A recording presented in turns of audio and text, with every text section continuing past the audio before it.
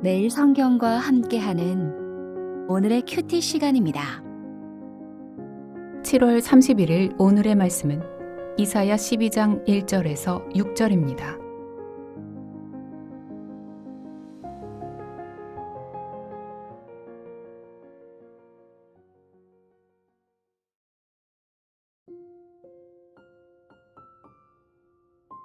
그날에 내가 말하기를 여호와여 주께서 전에는 내게 노하셨사오나 이제는 주의 진노가 돌아섰고 또 주께서 나를 안위하시오니 내가 주께 감사하겠나이다 할 것이니라. 보라, 하나님은 나의 구원이시라. 내가 신뢰하고 두려움이 없으리니 주 여호와는 나의 힘이시며 나의 노래시며 나의 구원이심이라. 그러므로 너희가 기쁨으로 구원의 우물들에서 물을 기르리로다. 그날에 너희가 또 말하기를 여호와께 감사하라. 그의 이름을 부르며 그의 행하심을 만국 중에 선포하며 그의 이름이 높다 하라.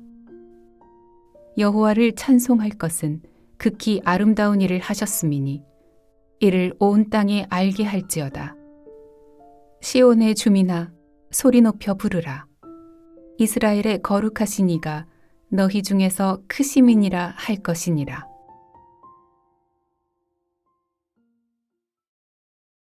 오늘은 7월 31일 금요일입니다. 이사야 12장 1절부터 6절까지 함께 나누겠습니다.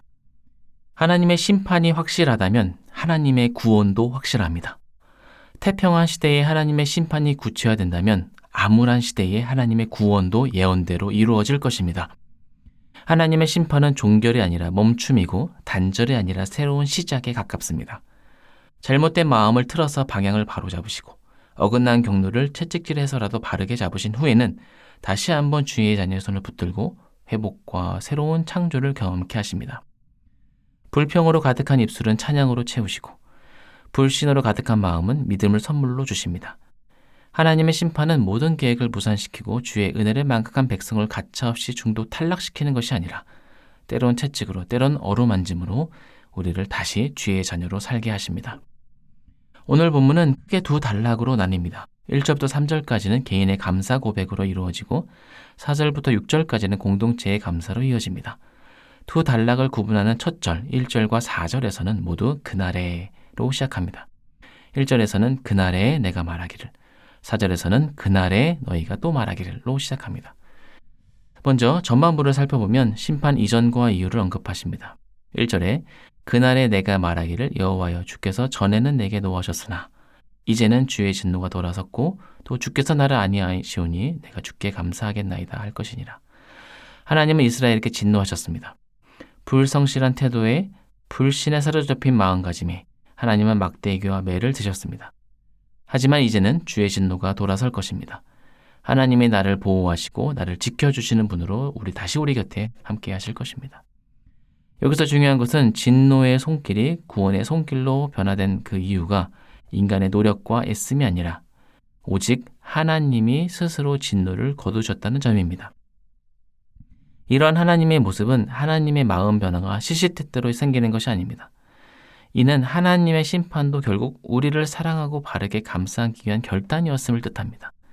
심판도 구원도 결국 하나님은 주의 자녀의 회복에 가장 큰 비중을 두심을 알 수 있습니다. 이에 화자는 여호와 하나님을 고백합니다. 주의 여호와는 나의 구원이시라. 내가 신뢰하고 두려움이 없으리니 주의 여호와는 나의 힘이시며 나의 노래이시며 나의 구원이심이라. 비록 지금 상황이 고난과 전쟁의 연속성 상에 있을지라도 하나님의 계획과 본심은 깨닫는 자는 결국 하나님을 향해 전적인 신뢰와 찬양을 고백하게 됩니다. 개인 감사의 고백을 마무리하면서 주의 백성은 기쁨으로 구원의 우물들에서 물을 기를 것입니다. 생명의 샘물이 흘러나와 목마른 자의 목을 죽이고 새 생명을 얻게 된 자들은 이제 새로운 출발선에서 다시 서서 기쁨의 경주를 시작하게 될 것입니다. 이어지는 본문 4절에서 6절까지는 공동체의 감사 고백입니다. 4절은 1절과 유사하게 그날에로 시작하여 감사하라로 이어집니다. 이제 너희는 여호와께 감사하라, 부르라, 선포하라, 높이라, 알게 하라와 같은 서술어로 연이어 명령합니다. 이 고백은 우리의 구원이 개인의 삶을 새롭게 바꾸는 것에 멈추지 않고 공동체의 삶을 바꿀 뿐만 아니라 더 나아가 온 열방을 향해 하나님이 어떤 분인지를 알리고 선포하는 것까지 포함하고 있음을 알 수 있습니다. 하나님의 심판과 구원은 우리 안에서 머무는 이야기가 아니라 우리 안에서부터 흘러나와 만국에 선포되어야 하는 열방의 메시지라는 것을 알 수 있습니다. 눈에 보이는 힘과 돈에 줄을 서는 열방을 향하여 여호와 하나님이 비록 우리 눈에 보이지 않더라도 그 어떤 힘과 능력보다 강하며 하나님께 붙들린 자가 어떻게 구원되고 피난처에 머물게 되는지를 우리는 세상에 알게 할 의무가 있습니다. 출애굽 사건이 이스라엘 민족의 해방 역사만 다루는 것이 아니라 이스라엘 민족을 형성한 역사를 넘어 온 인류와 열방을 향한 구원의 모티브적인 사건이라는 것을 우리가 기억하고 고백할 필요가 있는 것이죠.